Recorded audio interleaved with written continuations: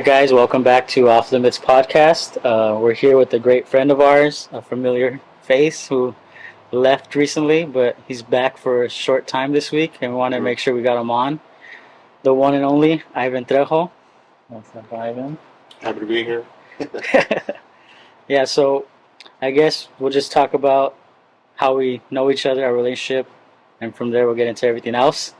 From what I can remember of how I got to know you was this was still young Ivan with the goatee, wasn't singing yet, Wow. just playing the, I think it was bass, Yeah. playing the bass. That was like their main thing back then. And I'm pretty sure we met you because of Chucky, our brother. We were friends with him. And the one memory I remember in the beginning is I think you played for like one of our revivals at Pasadena. I don't even know which one it was. But yeah, and then from there we started playing basketball at Jackie Robinson Park. Started hooping. For those of you that don't know, Ivan is a baller. We call him Ginobili. The way he could do his side Euro steps. But yeah, you want to pitch in on?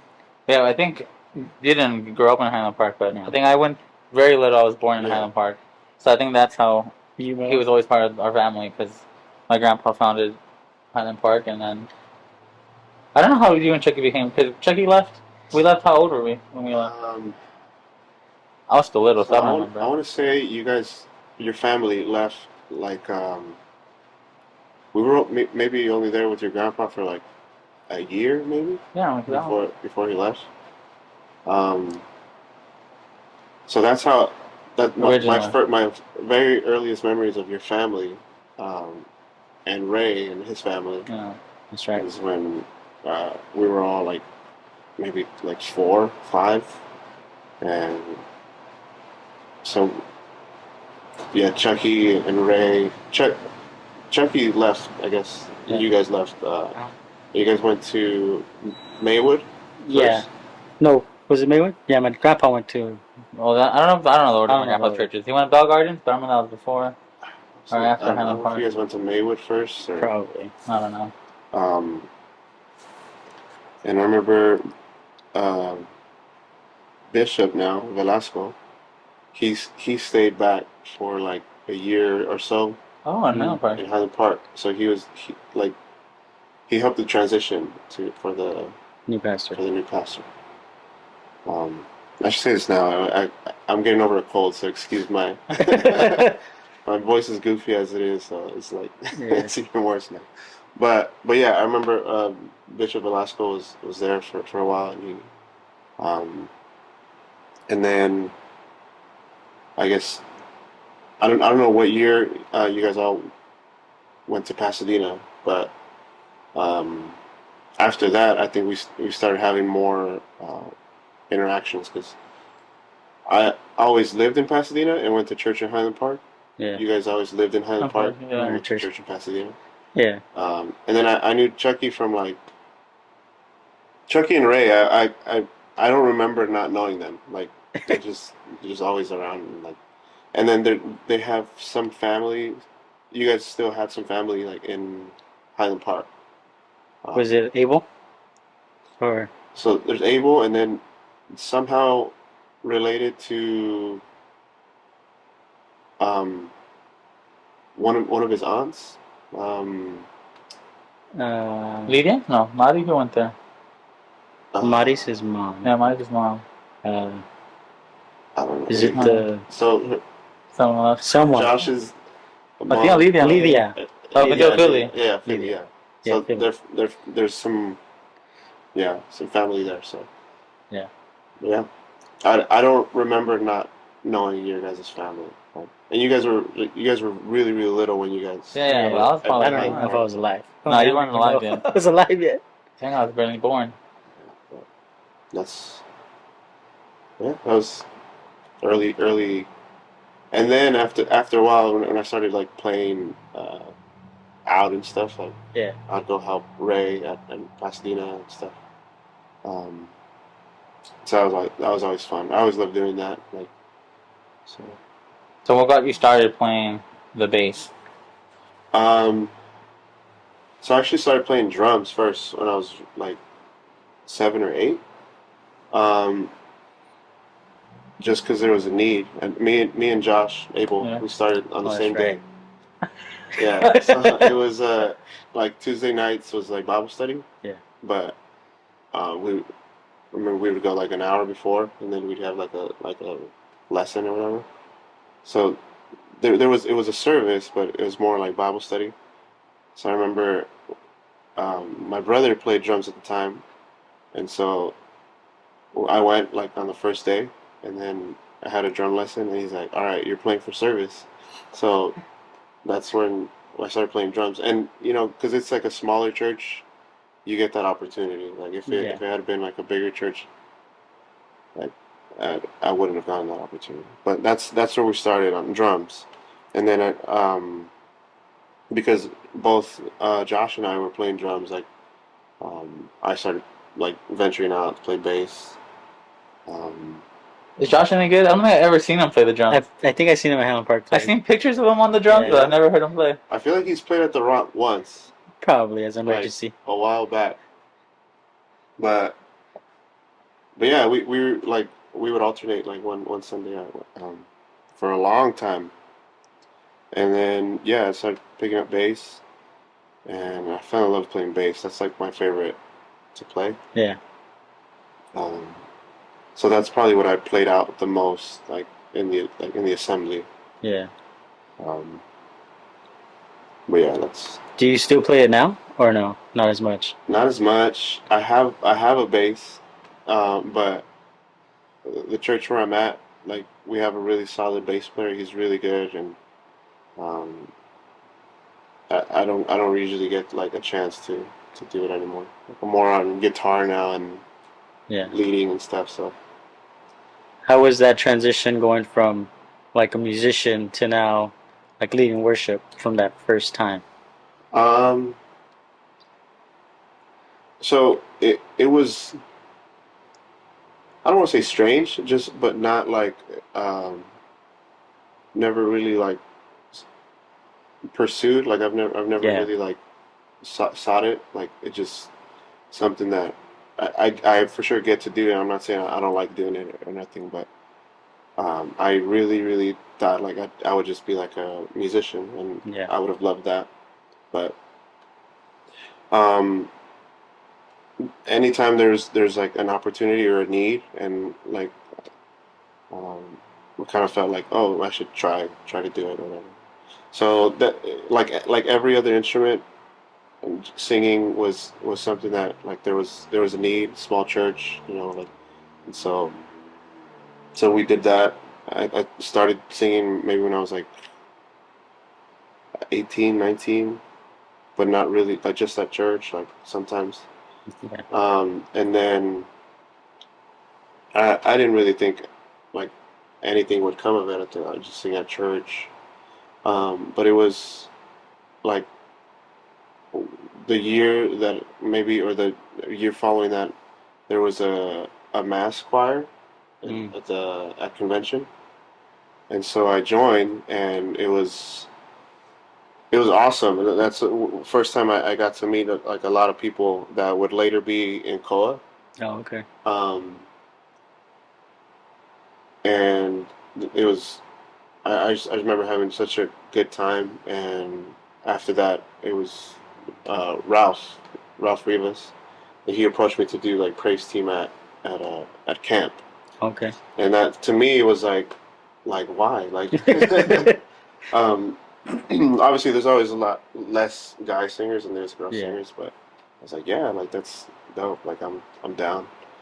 So that's kind of where it started, and he probably doesn't think or know this, but he's the one that kind of like pushed me out to like do solos, and like because I would never like seek that out, but he's just, I don't know, he's God used them in that way, I feel.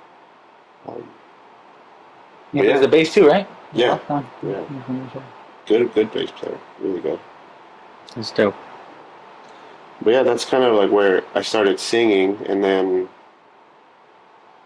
um, I don't know, it's just kind of like a natural, very natural like progression and addition to stuff. Like I sang, and then I started picking up guitar. It's when like Israel Houghton was like popping off, and um, like Hillsong was coming up, and like there was like guitars in church now, and it was when I started singing that we still didn't have guitars. Like at camp, there was no guitars.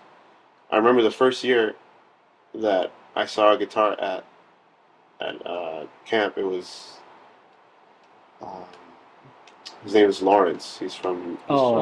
Sounds familiar. Up in Ventura, and but before that, like people didn't really play guitar for church stuff because like we do gospel stuff and but like CCM started picking up like mid 2000s so that's when I started picking up acoustic and yeah, that's kind of how like that started. I always felt a little less nervous if I could hide behind something while I sang. So. And how did you improve your singing?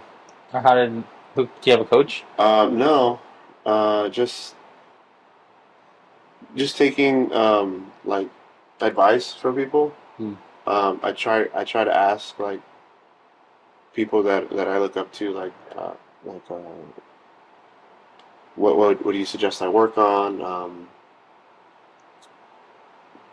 And yeah, just try to like make little improvements, be coachable. Yeah, just be like never really like think of myself like I know I know what I'm doing. I absolutely don't know what I'm doing. Like, even till now, like I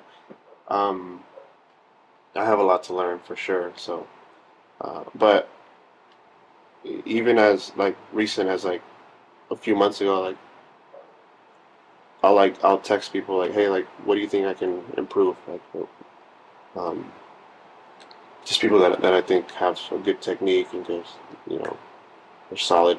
So. Who do you reach out to? Like anyone from Assembly, mostly UPC now?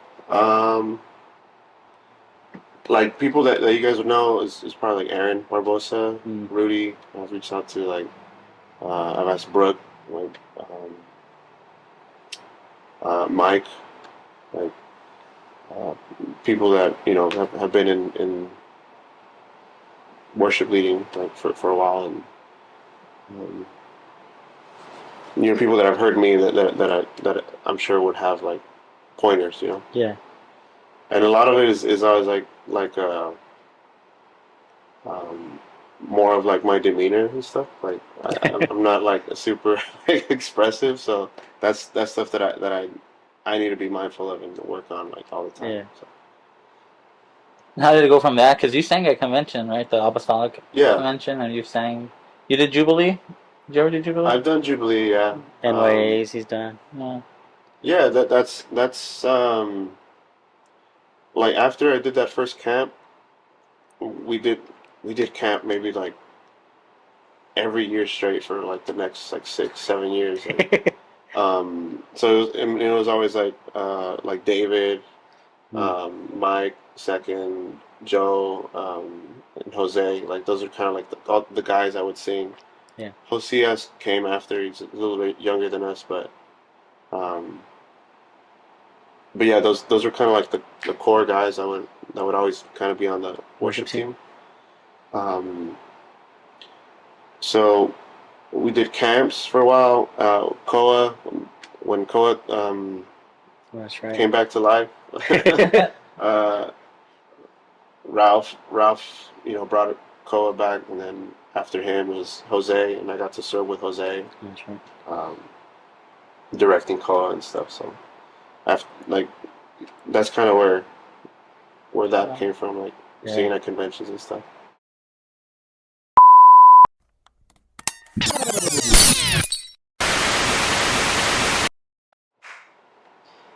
All right, so you did camp for about 6-7 years, you said, in a row. And then by that time, I think he was pretty well known in the Apostolic Assembly. If you don't know, that's like our Christian organization that's, I guess, more Hispanic geared would be the way to put it. Yeah. Hispanic Culture. Yeah. And then, so he was. I think you're pretty well known within the assembly at that time. For Yeah. sure, you were at convention. That's like our top event. If you don't know, Yeah. that's where people come in from all different parts of the world. It's our Super Bowl. Yeah, everyone comes in dressed to impress, trying to get wiped up, and he made it to that stage. I remember it was cool. I was like, oh, I actually know You know that that guy? guy. We hoop Monday nights. Yeah.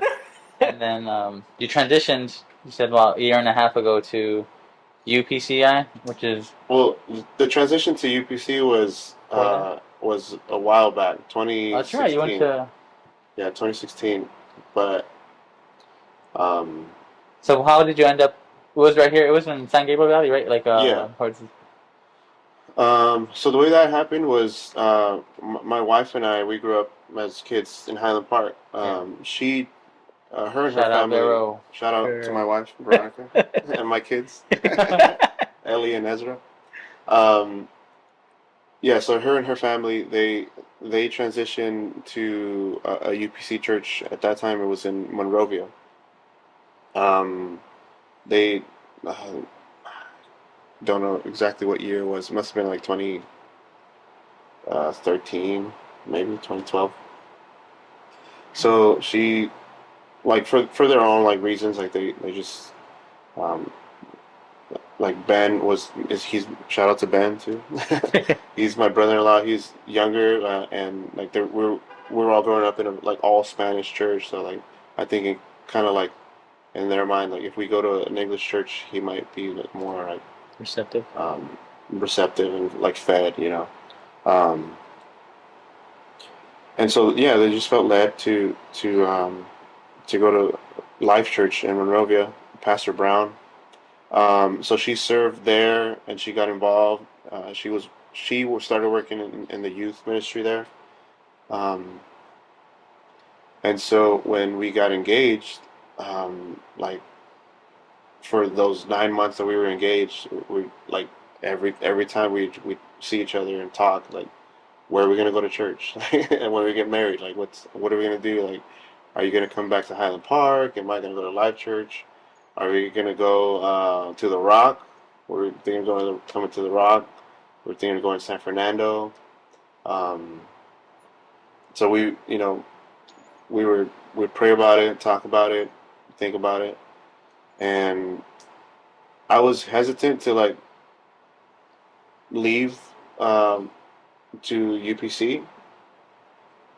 In big part because like I was so involved already, like, and I felt like it was such a huge part of who I am is like worship in the Apostolic Assembly. Like, not that I'm a big part of it, but that it's such a big part of me. Like, it's and it was something like super important to me. Like, and I knew that if I left to a UPC church, that like those opportunities might not be there anymore, and I'd start to like get like less chances to sing and play with my friends and just participate in that sense. But um, the I think the big reason, like I would have to like rewind a little bit before Veronica and I got married. I remember praying and um, because like we were just I really wanted to make that relationship happen, and she did too, obviously. But um, there were some things that at moments it seemed like maybe it wouldn't work out. But I prayed and I said, God, like I told God, if you allow me to marry this girl, um, and raise a family with her, like I'll dedicate like our marriage and our family like to your service. Like that's whatever you ask. And if you and if it's like you asking us to do ministry, like we're gonna do it. Like that's my commitment. Like if you allow this union to happen, like so fast forward to when we're engaged. We engaged 6, 7 months or whatever. Her pastor at the time, and he's now my pastor, Pastor Brown. He, him and his wife, they asked us to meet for dinner, and I thought it was like he wants to meet me, like he wants to make sure that I'm like an all right guy, like because I'm marrying one of his Members. people, Mhm.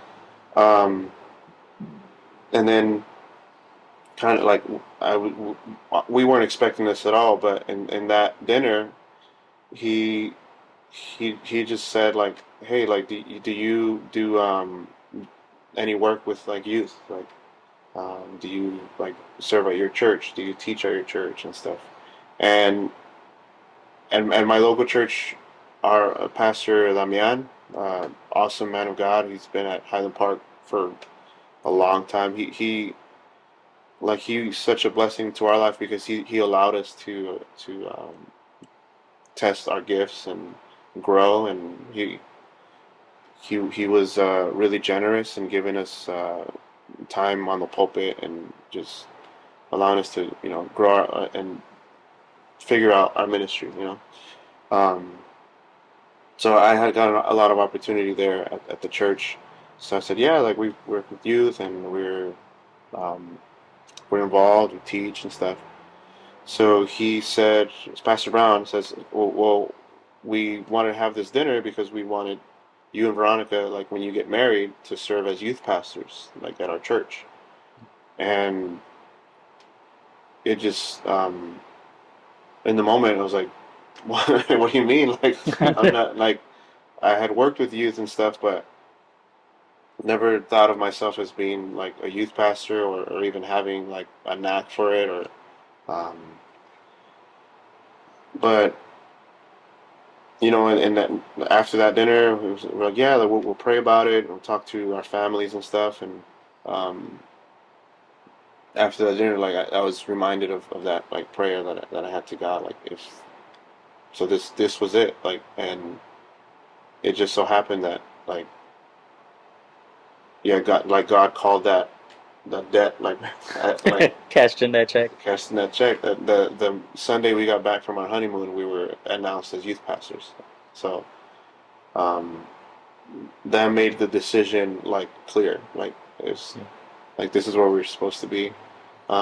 We I don't know where we'd be if it wasn't for that. And like I didn't leave the assembly because I was unhappy with it or because of any like disagreement or anything or because I didn't like my church. It was just a ministry opportunity that God opened the door, and Pastor Damian was gracious enough to like allow us to leave with a blessing, Hmm. and so we served as youth pastors for 4 years in Monrovia. The church then moved to Covina, so just kept moving further and further east in San Gabriel on the 210, Yeah. um, and that church is now in Glendora. But yeah, that's kind of how we transitioned. That's a long story, short short story long. And then you ended up now in Iowa? I'm in In Indiana now. So Pastor Brown, where we went to serve with, um, they in 2020, end of 2020, they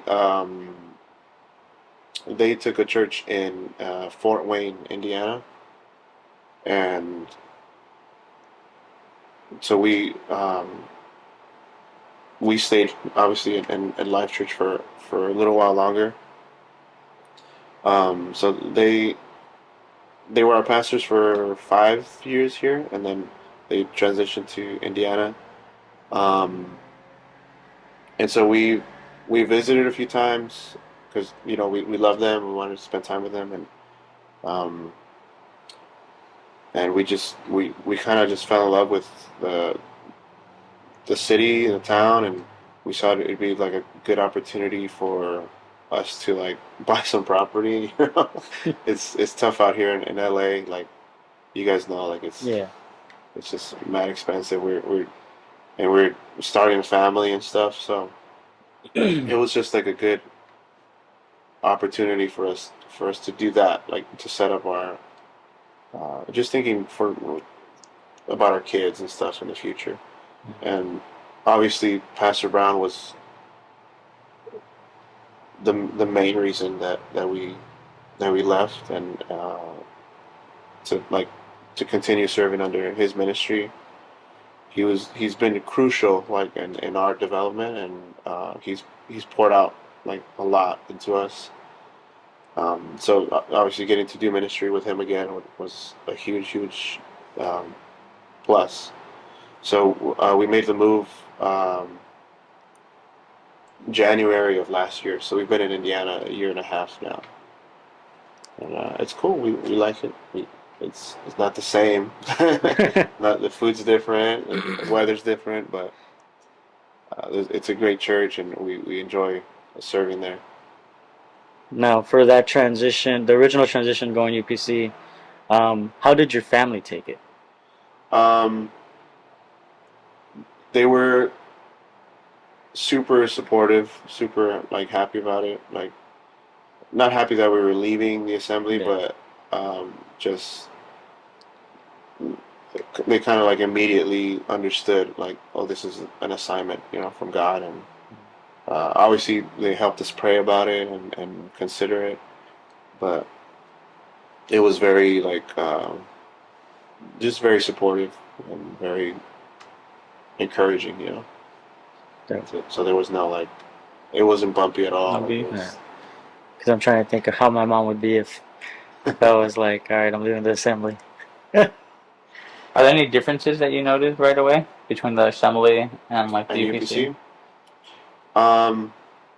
Yeah, there's some standards that are a little bit different in the UPC. But like some obvious ones, like ladies don't wear velos, and like the the hair the hair is stressed in both organizations, but in the UPC it's much more like stressed, I guess, emphasized. Um,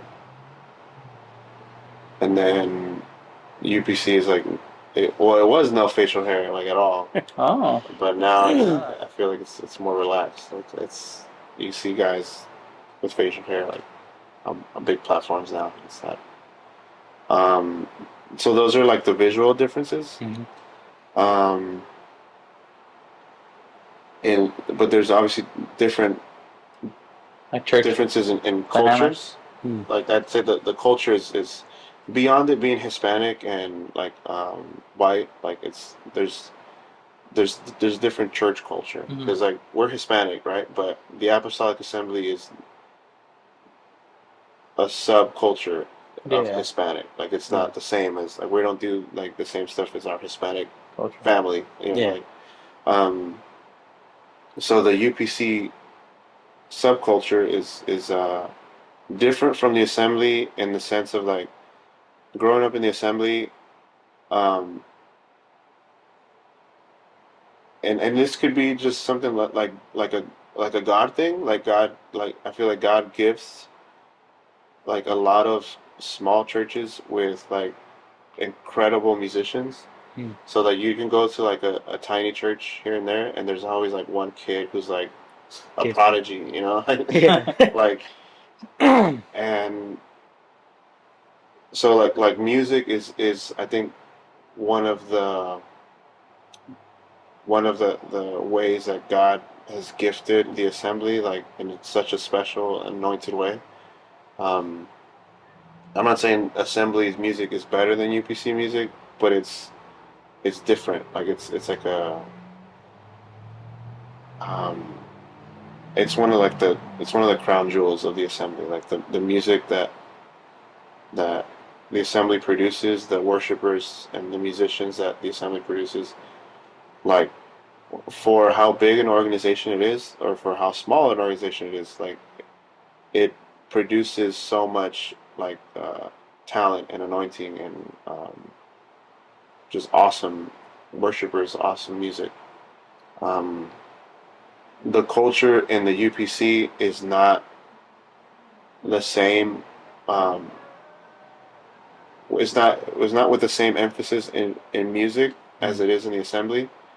Um, and I think that's changing because there's like a lot of great UPC artists that are kind of like coming up, and they're so.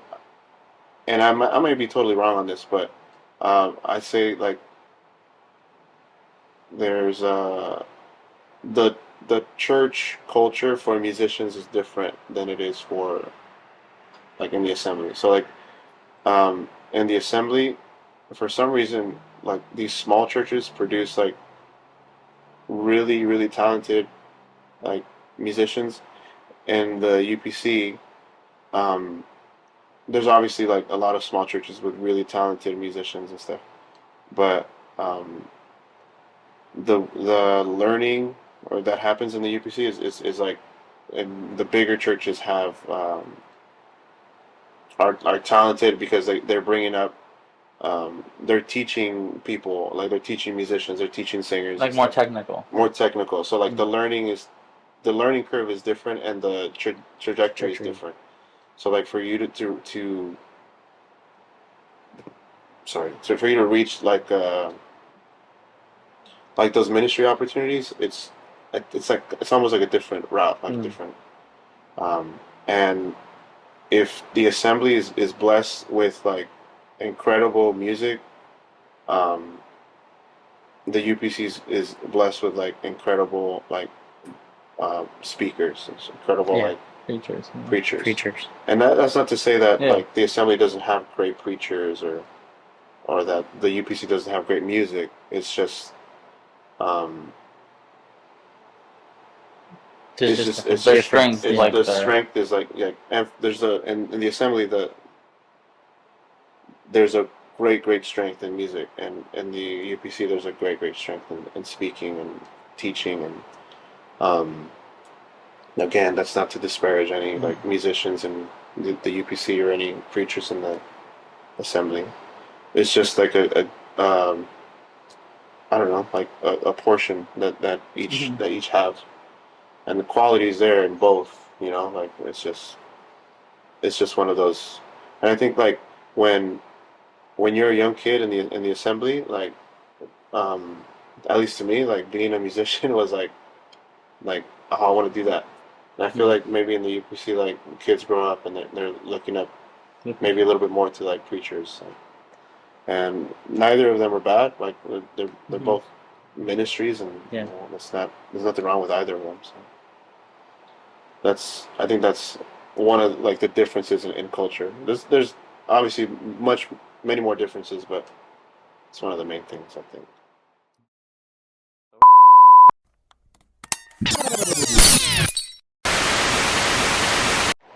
I know you're talking about differences, and I can help but notice that you got a.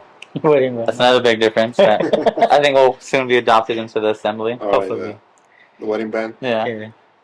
But talking about how would you go rate the difference or note the difference between like if you were having to lead in the assembly and having to lead a UPCI service, did it change like the song choice that you would make, or would it be the same? Well, obviously the biggest one is like you when you're leading in an assembly, like you got to do Spanish, like, and it's I love that and I miss it so much. And that's kind of creeping into the UPC. Like, there's a lot of that. Like, so we saw the translation at the there's translation. There's Spanish music. There's a couple songs that were both English and Spanish. Um, but yeah, the biggest thing would be like language, and then because of that, I guess an extension of that is like the style. Like for me to get like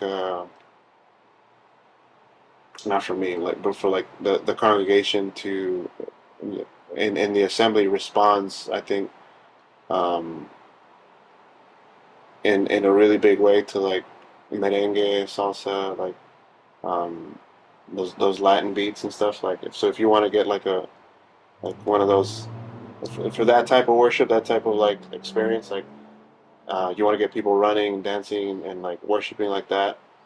The exuberant worship is like in the Latin, obviously, like um, is Latin heavy, you know. Yeah. Whereas in the UPC, it's like if you want to have one of those services, it's more gospel. Like you do more gospel stuff, and like, so like the praise and worship services for the upbeat stuff is, um, and this is like I don't know if the right word would be like nostalgic, but like the kind of like um, the bread and butter stuff, um, like if you're gonna do like a service in the assembly and it's like hermanos and like all generations, like the Latin stuff is gonna minister to everybody. If you're doing like a all generation thing in the UPC, like that gospel stuff is gonna like Get the people going. you know everybody's gonna enjoy that. Now, obviously, in both organizations, there's like more CCM stuff, more like um, and just like not CCM necessarily like Hillsong or Elevation. That's not. I'm referring more to like just contemporary in the sense of like newer stuff. Like there's and stuff that just sounds different. Um, and there's obviously now both organizations have artists that are making original music.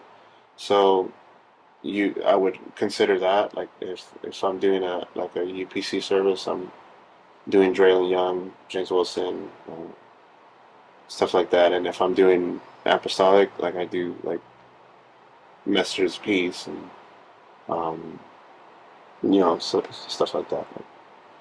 So that's I guess those would be my considerations with And Ivan stuff. Trejo EP coming out soon or what? I don't know. You know, I'm not ruling it out.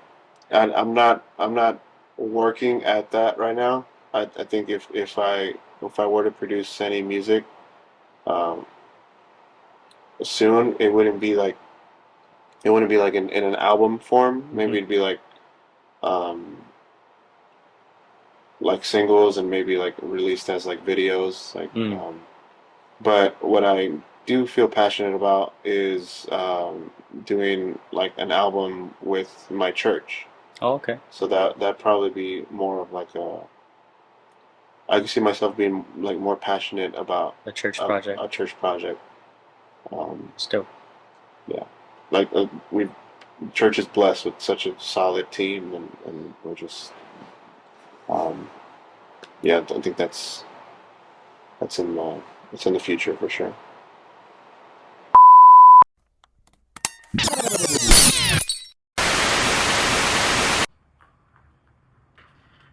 All right, so transitioning from being a minstrel with purely music to transitioning to being a youth pastor role, and so now you're a worship leader. Yeah.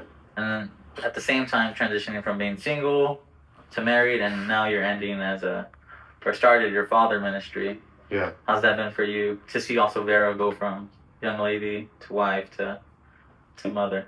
You know, I think it's been it's just like opportunity after opportunity. Like that's kind of how we operate. Like if there's an opportunity to serve, like we just say yes. That's kind of the mindset, you know. And so that opens doors, I think. And so transitioning from a musician singer to youth pastor was it was different, and it was probably the more like challenging of all the paths that we could have taken, like as soon as we got married.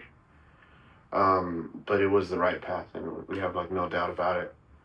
And kind of like every move we've made, like myself and Veronica, that we don't really, if it's something from God, it's usually like pretty uh, obvious that like it'll be like someone in leadership asking us to do something, and we just say yes, and that's kind of how just we both operate, and we don't even really have that discussion of like it's just we just kind of know like yeah, like this is what we're supposed to be doing.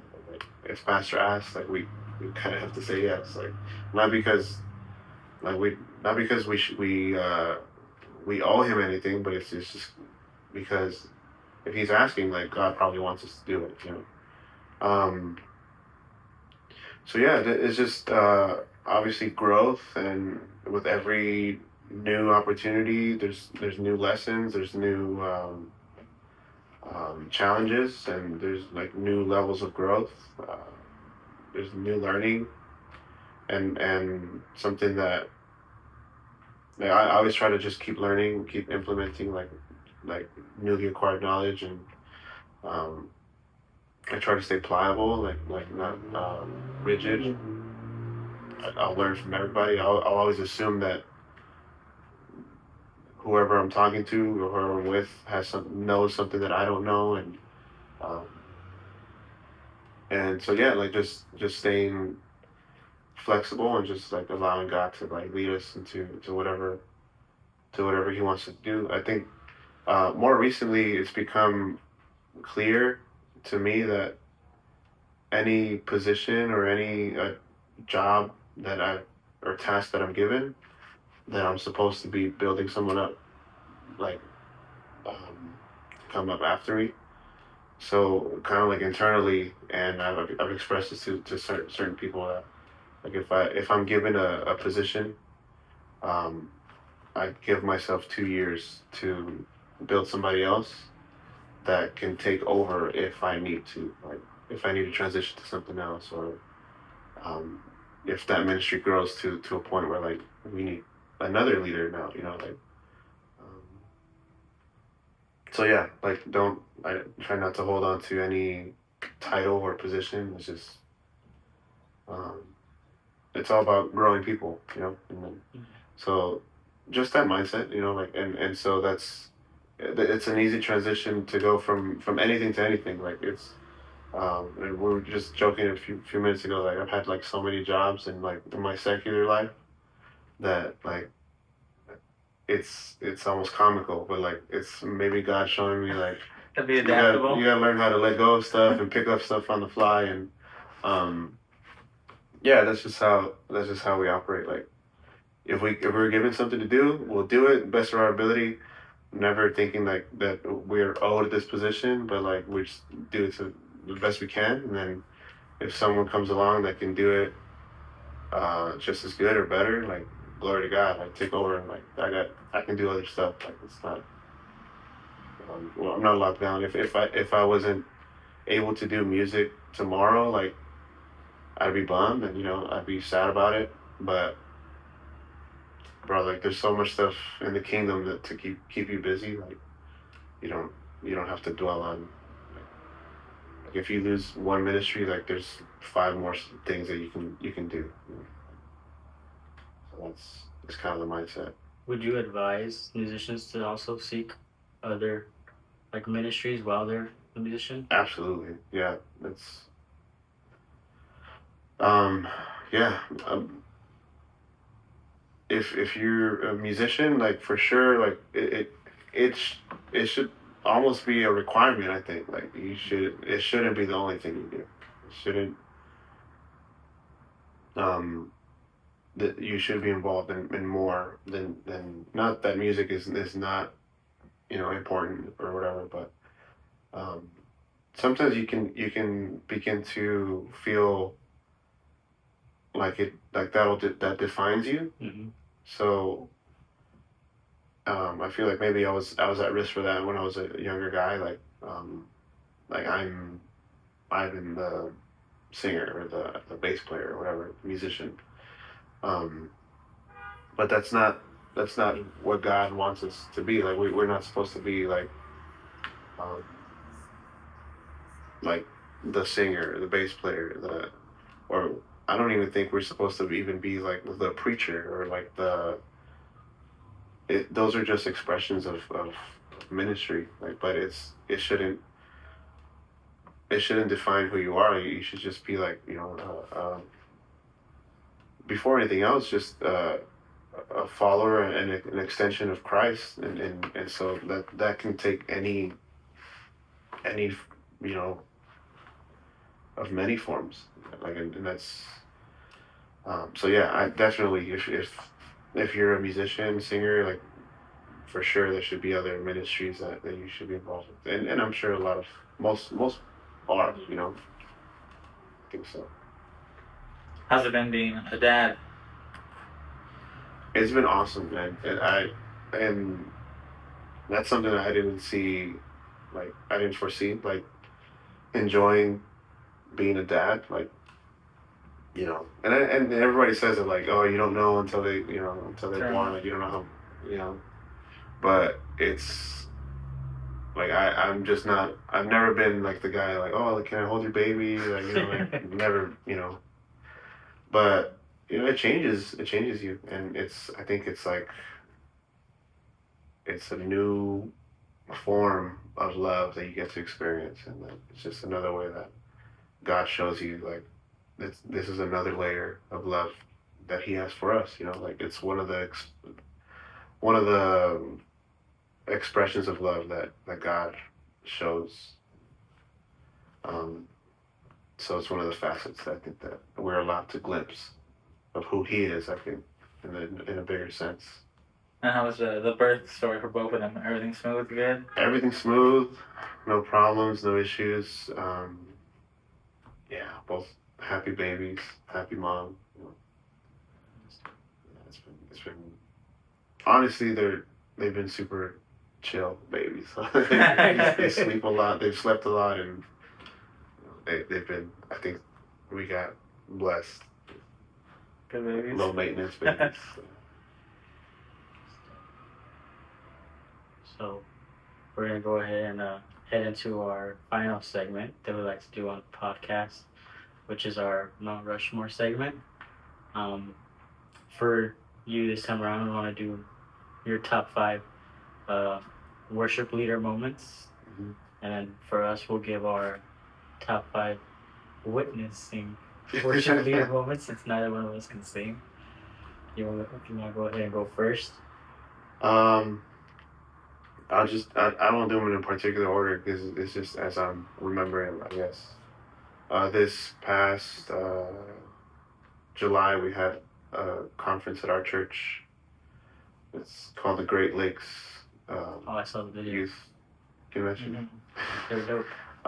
So yeah, it's this initiative, I guess, that started during like COVID because NAYC was like canceled. So Pastor Brown and a few of his pastor buddies, you know, like we should do something for like our area, the Midwest and Great Lakes. So they put this together, and so the first couple times it was Draylen Young that went, but this year the budget wasn't that big, so they gave me a chance to do it, and you know it was awesome. It was just a great time. Like the whole thing was dope. And it's not that I haven't sang in it since then, but like it's now I have a family. I have like my kids and my wife are there, and so it's just I don't know. It's different. Like leading like young people like with that in mind. I don't know if that makes any sense, but like it's not that I'm above them or anything, but I'm just further along than the young people that I'm ministering to, and so that was really cool, like to experience that. Other worship moments, definitely getting to the first time I played at convention was huge for me, and I remember it was the acoustic, and the band was like some of my closest like friends and stuff. So it was just awesome to get to do ministry with like Aaron and E-Man and Jose and Dave. So it was just that was really really cool for me. Another one was we did like a tour with David Toledo, where we went to like churches in San Diego, and then we went to like this camp in Mexico, and I guess it's not like this is a more like a memorable thing than an awesome worship experience, but it was just like such a crazy environment. Like it was like 115 degrees in there, and but still like they were worshiping. They were it was their camp, and they were you know. So it was like, and it was humbling too, because like they like just like the facilities and like everything that like the way it was put together was definitely not the best like setup and stuff. But you know what, they did church. They didn't care, and so it should have been an eye-opening experience. At the time, it was just funny. But like now, it's like looking back, I was like, man, like that's cool that they're just they don't care. They other worship experiences. I don't know. If you guys want to go, and then I mean I can. I don't think I'm like. So one for me, probably on. I know what you're talking about. Yeah, is the one you did a cost at My church. at his church now, our church at the time, Magdalene. and you did Glorious Day into Oh Happy Day. Mm-hmm. And I think that was the first time we had heard you in a long time, because we had heard you started in worship leading, but then when you did that specific set, I remember specifically I was like, oh dang, Ivan gone off and got super good. I was like, dang, I didn't know Ivan got down like this.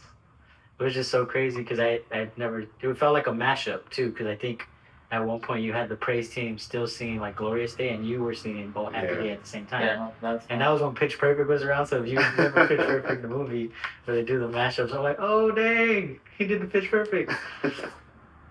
So I'm pretty sure that's on both of ours. That was my number one. I remember most recent. And then I remember another one I have is from a convention. I think it's Him and David when they danced. Yeah, him and David and they danced, and you guys did. I don't know what song it was, but it was like you guys did the oh, and you guys did the same dance. And so that one always sticks out to me because it was just so good. Because David is very enthusiastic when he worships, and so it was like the dance move both of you did, where you just both like sway your body back like the Matrix. So that one sticks out to me. Another big one is at a convention, and it was when Jess was going through her cancer. Yeah. And I think she sang No Reason to Fear. I think she did the solo for it. Oh, okay. And it was just, I guess because we knew personally what she was going through at the time, it just hit different. Yeah. So I think for us it was way more emotional to see her sing that song and what it really testifies to. So that's another one for me. I think I'm trying to remember a time with Mike, because I know there's a lot, but I think one for me is when he sang his album Legacy. Mm-hmm. I think he sang it at his grandpa's funeral. And that one, there's that one, and then that one brings back another one. Is he sang "Take Me Over," which is also from that same album. And we went to like a Long Beach youth service where Chucky preached, and I was like, "Oh, what? This is on his album?" He's like, "Yes, on my album." I don't remember it. What about you? I don't remember the first three. Besides those top three, I'm trying to remember it. Well, because conventions I don't really do. Oh yeah, you're working. Worship, I'm always walking around. Yeah. And then camps, I'm also working the camp as a counselor. Any camps. So I don't remember much of the camp ones either. NYAs, I didn't go to a lot of NYAs. I went to like the first two. I went to the first two NYAs, after that I stopped going to them. I'm trying to think, besides those top three, the same ones you had. I don't know. Well, I guess like the first time our San Fernando church did the Lion of Judah was really good. I remember that one. It's more the song choice than the... Oh yeah, because another one is the second really good. The recent one with I forget his name. I want to say. Oh, the convention guy.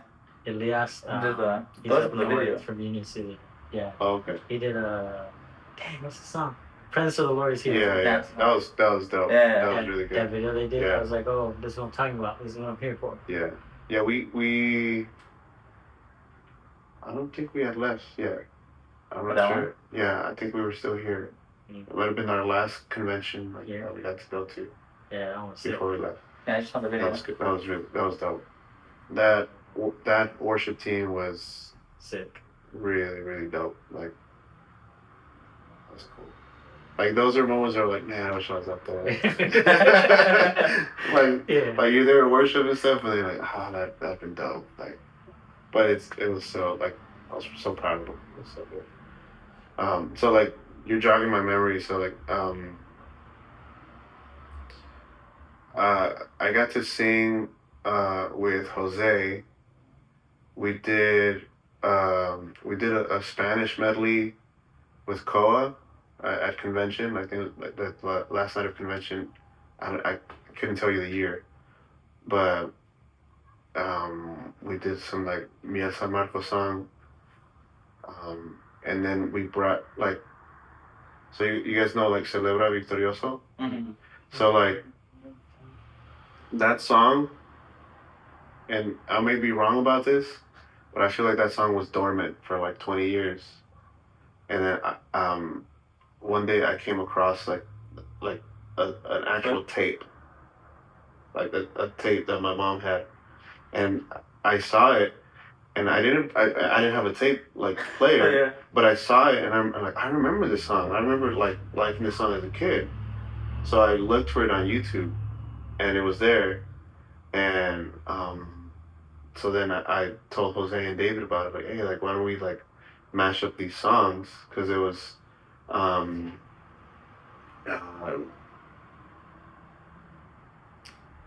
the songs were like similar theme, the Mia San Marco songs, and so we mashed it up, and so we used that as like the tag at the end. That was the last song in the medley. So I got to lead that with Jose, and I feel like since then, like that song came back. Like we did it at convention, and now I hear it like. So that was really cool. And then like worship experiences that we've had, like in Life Church in here before we left, we started doing like these worship nights, like, and they were just like kind of like that high production, not anything crazy, but each time we had them, we would invite like a worship leader. So we've had like Brooke, we had like Kristen and Simon. I don't know if you know them, like they're UPCI guys, or a couple. And then Rudy has done a couple of them, and those worship experiences were like really, really powerful, really deep. And then my first year that I went to an NAYC, and we went to Indianapolis, that was really impactful for me, in the sense of like it opened new, like kind of expanded like what I would thought like worship could be, like in all sense of production and like arrangements and stuff, like execution. And I feel like that's something that I need to work on, like elevating my level of execution. But yeah, those are kind of like the favorite worship moments. Yeah. I'm trying to think if I have any more. I know Rudy, I heard him at East LA. It was like East LA mashup worship night with the San Diego district. And he killed. It was the first time I heard him sing some of his One House worship songs. Mm-hmm. And it was the Joy one. And he did I didn't know it started. I didn't know it was an actual song. So I just thought he was mashing up like, I got the joy, joy, joy, joy. I was like, oh dang, sick old Rudy. Yeah, Rudy's he's legit, bro. He's good. Alright, well, that ends our time together for the podcast. Thank you guys for having me. Appreciate you guys. Hope everything goes well when you go back home.